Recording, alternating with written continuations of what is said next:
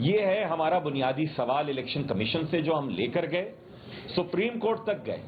آپ آج کی پریس کانفرنس کے توسط سے یہ جو چیمپئن گھوم رہے ہیں نا کراچی بھر میں، بینر لگا لگا کر سمجھ رہے ہیں بینر لگا کے پیسے خرچ کرنے سے نہیں بنتا بھائی میئر۔ پہلے تو لوگوں کو آپ سے یہ سوال پوچھنا ہے اور لوگ پوچھیں گے کہ آپ جب یہ کراچی کے ساتھ، حیدرآباد کے ساتھ یہ زیادتیاں ہو رہی تھیں، آپ نے کتنے دروازے کھٹکھٹائے الیکشن کمیشن کے اور عدالتوں کے؟ صبح و شام اس لیے تو عدالت میں جا رہے ہو کہ الیکشن کرواؤ یا نہ کرواؤ، لیکن جب لوگوں کا حق مارا جا رہا تھا، جب یہاں پر مردم شماری غلط ہوئی، ان ساری جماعتوں میں سے کوئی ایک بھی گیا عدالت میں؟ کوئی ایک ان میں سے گیا؟ منہ میں گھنگھنیاں ڈال کے بیٹھے رہے۔ کوئی مجھے یہ کہتا ہے کہ 4 تمبو لگا کے سڑک کے فٹ پاتھ کے اوپر اس مظاہرے سے اگر اس ملک میں نئی مردم شماری ہو سکتی ہے تو معذرت کے ساتھ اس ملک کی تاریخ یہ ہے 20 سال تک مردم شماری نہیں ہوئی ہے، اور یہ صرف ہم نے، اس شہر کے بیٹوں نے کر کے دکھایا ہے کہ عدالتوں میں مردم شماری کو چیلنج کیا، پولیٹیکل گورنمنٹ کے ساتھ معاہدے میں آئے پی ٹی آئی کے ساتھ تو پہلا نقطہ رکھا مردم شماری کی اصلاح کا، اور جب انہوں نے اس پر عمل درآمد نہیں کیا تو پھر انہیں 2020 کے شروع میں ہمارے اصرار پر، ایم کیو ایم کے دباؤ کے اوپر انہیں بین الوزارتی کمیٹی بنانی پڑ گئی، جس سے ہم نے طے کروایا کہ اگر پرانی مردم شماری کی اصلاح نہیں ہوتی تو ایک نئی مردم شماری کی جائے گی۔ پی ڈی ایم کی حکومت کے ساتھ ہم اتحاد میں آئے تو نقطہ اول ہم نے مردم شماری کو بنایا کہ آپ سندھ کے شہری علاقوں کو درست گنیں۔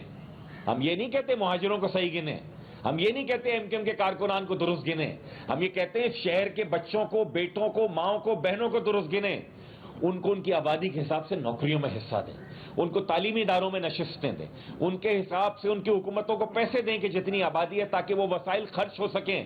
یہ نہیں ہو سکتا کہ 3 کروڑ آبادی کے شہر کو 1.5 کروڑ گن کے اس حساب سے پانی کا کوٹا ملے۔ ان میں سے کوئی بھی گیا یہاں پر؟ ہم ہیں کہ جو نہ صرف عدالتوں میں لے کر گئے، سیاست کے ایوانوں میں اس مقدمے کو لے کر گئے، منظور کروایا، اور محض 5 برسوں کے بعد یہاں پر مردم شماری ہونے جا رہی ہے۔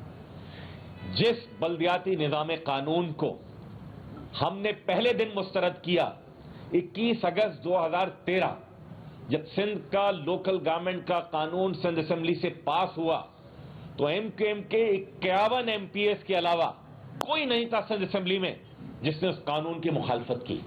پی ٹی آئی ابھی بیٹھ کے چیمپئن بنتی ہے کراچی کے اور حیدرآباد کے اور بلدیاتی نظام قانون کی۔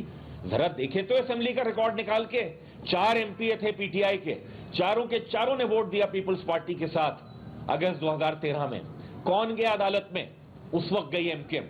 مسترد کی عدالت نے 2017 میں، پھر وہ پٹیشن لے کر گئے جب ہم بلدیاتی انتخابات جیتے ہم 2015 میں۔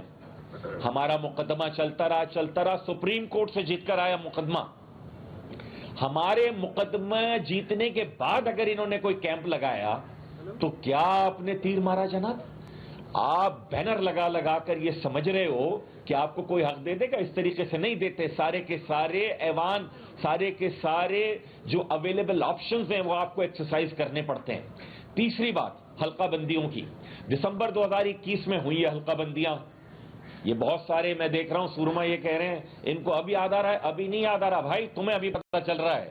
ہم نے تو دسمبر 2021 میں ایک ٹاؤن کی جہاں جہاں اعتراضات تھے، حلقہ بندیوں کو چیلنج کیا الیکشن کمیشن میں، جو دستیاب فورم تھے عدالتوں کے وہاں پر چیلنج کیا۔